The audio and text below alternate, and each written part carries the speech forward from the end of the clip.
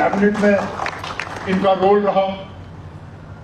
Daily वेजरों में हमने जो सब कमेटी बनाई डेली वेजरों को रेगुलाइज करने के लिए, ये लोग जो आज बात करते हैं उसके लिए हमने बुनियाद जो है अपनी हुकूमत में डाला था 2013-14 में। कुछ 60-70 हजार डेली वेजर हमने आइडेंटिफाई किए थे, उनको रेगुलराइज करने का एक प्रोग्राम हमने कैबिनेट सब कमेटी में तैयार करवाया, जिसमें एक बहुत अहम रोल जनाब सदोत्रा साहब का था। हमारी रही होती तो आज वो डेली वेजर आज तक एडजस्ट हो गए होते, लेकिन यहाँ पर बात की है एक्स सीएम उमर अब्दुल्ला ने हमारे यहाँ पर डेली विजर्स के रिगार्डिंग जितने भी हमारे यहाँ पर जम्मू कश्मीर में अलग अलग डिपार्टमेंट्स में हमारे यहाँ पर डेली विजर्स काम करते हैं उनके रिगार्डिंग इन्होंने यहाँ पर बात की है और इन्होंने प्रॉमिस किया है कि जो अराउंड 1 लाख प्लस जो यहाँ पर जम्मू कश्मीर में डेली विजर्स काम करते हैं उन्हें जो है वो रेगुलाइज किया जाएगा। तो बाकी क्या कुछ इन्होंने यहाँ पर जो है वो कहा है हमारे डेली विजर्स के रिगार्डिंग, ये आप जो आगे जान लीजिए। लेकिन ये सब जानने से पहले अगर आप चैनल पर नए हो तो ज़रूर सब्सक्राइब करें और साथ ही में बेल आइकन को भी प्रेस करें, इसे ऑल पर रखें। जो भी आपके रिगार्डिंग आपकी रेगुलाइजेशन के रिगार्डिंग कोई भी लेटेस्ट अपडेट आती है सबसे पहले हम आपको यहाँ पर जो है वो अपडेट प्रोवाइड किया करते हैं, तो आप हमारे साथ जुड़े रहे। तो क्या कुछ यहाँ पर एक्स सीएम उमर अब्दुल्ला ने हमारे डेली विजर्स की रेगुलाइजेशन को लेकर कहा है, या आप जो है वो जान लीजिए। और मैं इनको और इनके साथियों को यकीन दिलाना चाहता हूं कि हमारे तरफ से इनको मदद करने में कोई हम भी कमी नहीं रखेंगे। आप जहां पे हमें चाहोगे, जहां बुलाओगे, जहां पे आपको लगेगा कि हम आपका इस मिशन में हाथ बटा सकेंगे, फोन उठाइए, बुलाइए। फारूक साहब और मैं, हम में से कोई ना कोई तो जरूर वहां पहुंच के आपके इस मिशन में आपकी मदद करेंगे। रही बात सदोत्रा साहब की, जब से मैं सियासत में आया हूं तब से सदोत्रा साहब के साथ बड़ी नजदीकी से काम करने का मौका मिला। जब पहली बार नेशनल कॉन्फ्रेंस का सदर बना तो सदोत्रा साहब ने जम्मू प्रोविंस का कमांड संभाला और उन मुश्किल हालात में जबकि पूरी हुकूमत की मशीनरी उस वक्त नेशनल कॉन्फ्रेंस को न सिर्फ कमजोर करने के लिए बल्कि मिटाने के लिए इस्तेमाल किया जा रहा था, 2002 और 2009 के दरमियान डट के उन ताकतों का मुकाबला किया। बल्कि मुझे आज भी याद है कि बस अड्डे में उस वक्त इतना बड़ा जलसा नेशनल कॉन्फ्रेंस का करा के हमारे मुखालिफों को इन्होंने परेड के बाद ना उसके बाद हमने वहां बस अड्डे के पास भी किया। पहले तो परेड के पास था, फिर बस अड्डे के पास था, जिसमें वो मुट्ठी वाली बात हुई। हाँ, मुझे अच्छी तरह से याद है, भूला नहीं हूँ। बुढ़ापा जरूर आ गया लेकिन यादाश्त अभी भी है। इसलिए कभी कभी मैं अपने साथियों से गिला करता हूँ, ये जो आप नौजवान क़यादत, ये 53 अब मेरी एज हो गई है। अगर मैं सरकारी मुलाजिम होता तो 7 साल के बाद मैं पेंशन ले रहा होता। अब खुदारा मुझे बताइए ना, अब आप किसी 53 साल के जो सरकारी अफसर हैं उनके पास आप जाके कहते हो ना आप बड़े नौजवान अफसर हैं, आप तो कहते हो ना अभी आपको रिटायरमेंट में बस चंद ही साल रह गए, थोड़ी सी हमारी मदद करिए। तो नौजवान हैं, स्टेज पे बैठे हैं, चाहे वो यूथ के हों, स्टूडेंट के हों, लेकिन मैं अब नौजवान नहीं रहा। जवानी को पकड़ने की कोशिश जरूर कर रहा हूं, लेकिन आहिस्ता आहिस्ता वो जवानी मेरी हाथ से जो है फिसलती जा रही है। तो यादाश्त मेरी अभी है, मुझे अभी भी वो जलसा याद है। हमारे मुखालिफ हिल गए थे, क्योंकि उनको लगा था कि शायद ये लोग अब मिट गए, नहीं उठेंगे दोबारा। लेकिन उस एक जलसे ने साबित किया कि ना हम मिटे हैं, ना इंशाल्लाह आगे कभी मिटेंगे। ये लोग जितनी भी साजिशें हमारे खिलाफ रचाएं। फिर हुकूमत आई, सरोत्रा साहब एमएलसी बने।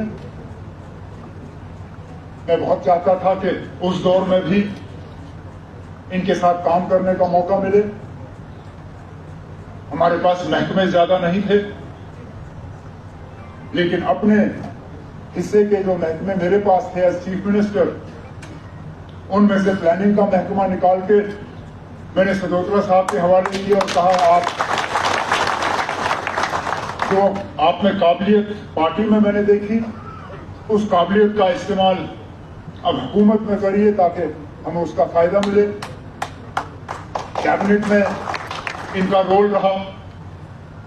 डेली वेजरों में हमने जो सब कमेटी बनाई, डेली वेजरों को रेगुलाइज करने के लिए, ये लोग जो आज बात करते हैं उसके लिए हमने बुनियाद जो है अपनी हुकूमत में डाला था। 2013-14 में कोई 60-70 हजार डेली वेजर हमने आइडेंटिफाई किए थे। उनको रेगुलराइज करने का एक प्रोग्राम हमने कैबिनेट सब कमेटी में तैयार करवाया, जिसमें एक बहुत अहम रोल जनाब सरोत्रा साहब का था। अगर हुकूमत हमारी रही होती तो आज वो डेली वेजर आज तक एडजस्ट हो गए होते, लेकिन बदकिस्मती हमारी हुकूमत रही नहीं और जो सिलसिला हमने शुरू किया था वो वहीं का वहीं रुक गया। अब अगर ऊपर वाले ने कभी दोबारा हमें वो मौका दिया, क्योंकि इन लोगों से तो होना नहीं है, हम दोबारा वो सिलसिला बाहर निकाल के इन डेली वेजरों को रेगुलराइज करने का है प्रोग्राम पहले दिन से शुरू करेंगे, ताकि अब 5 साल के अंदर अंदर उसको मुकम्मल करके हम दोबारा लोगों के सामने अपने आप को पेश करेंगे। फिर वो हुकूमत गई, दौर बदला, हालात आप सबके सामने है। क्या हुआ जम्मू कश्मीर में 17-18 के बाद।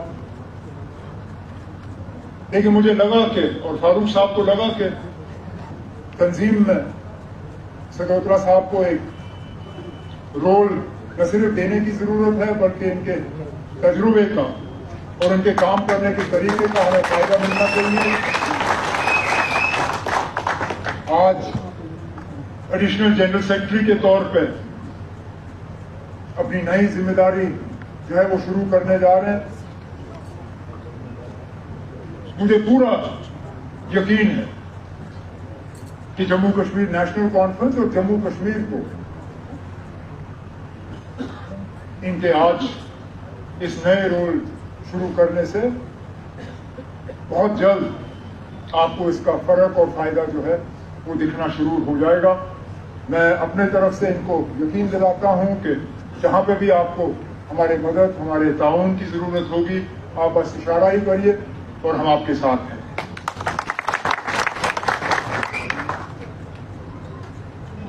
बड़े अजीब दौर से हम गुजर रहे हैं। समझ नहीं आता कि किसकी बात पे यकीन किया जाए, किसकी बात पे भरोसा किया जाए, किस चीज को हम सच माने, किस चीज को झूठ। सुप्रीम कोर्ट में एक बात कहा जाता है, सुप्रीम कोर्ट के बाहर दूसरी बात। अब पिछले ही दिनों अलग अलग बयान जिनको समझना मुश्किल, लेकिन उन पर रोशनी डालना जरूरी। 5 अगस्त 2019 जब 370 हटाने का काम हुआ तो क्या कह के किया कि जम्मू कश्मीर को अभी पूरी तरह से मुल्क के साथ जोड़ा नहीं गया था। 370 हटाने के बाद अब हमने जम्मू कश्मीर को पूरी तरह से मुल्क के साथ जोड़ दिया। कहा या नहीं कहा? कहा। पिछले दिनों जब सुप्रीम कोर्ट में केस चला 370 को लेके, गवर्नमेंट के जो सबसे बड़े वकील हैं उन्होंने सुप्रीम कोर्ट के चीफ जस्टिस और 4 और जो जज हजरात हैं उनको क्या कहा? कहा कि 370 हटाना हमारे लिए बहुत जरूरी था, क्योंकि जम्मू कश्मीर के लोग अपने आप को बाकी मुल्क से अलग समझते थे। हमने 370 हटाया इस सोच को हटाने के लिए, और आज हम दावे से कह सकते हैं कि जम्मू कश्मीर को हमने पूरी तरह से मुल्क के साथ जोड़ा है। ठीक है, आपने कहा, हम कौन होते हैं एतराज करने वाले? लेकिन कुछ दिन बाद हम देखते हैं कि हमारे माननीय लेफ्टिनेंट गवर्नर साहब यूपी में तकरीर करते हैं और तकरीर में कहते हैं कि मैं कब तक जम्मू कश्मीर में हूं जब तक कि मैं जम्मू कश्मीर को पूरी तरह से मुल्क के साथ जोड़ता नहीं हूं।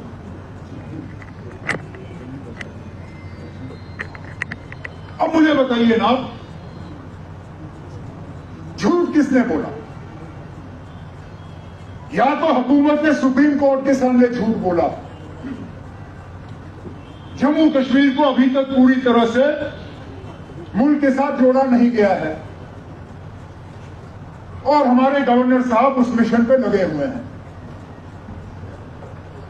या फिर सुप्रीम कोर्ट में उन्होंने सच बोला और हमारे गवर्नर साहब जज्बात में आके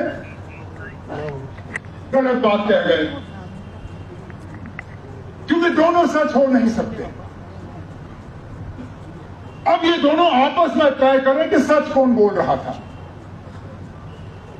क्योंकि अगर गवर्नर साहब सच बोल रहे थे तो इन्होंने फिर सुप्रीम कोर्ट के सामने झूठ बोला है।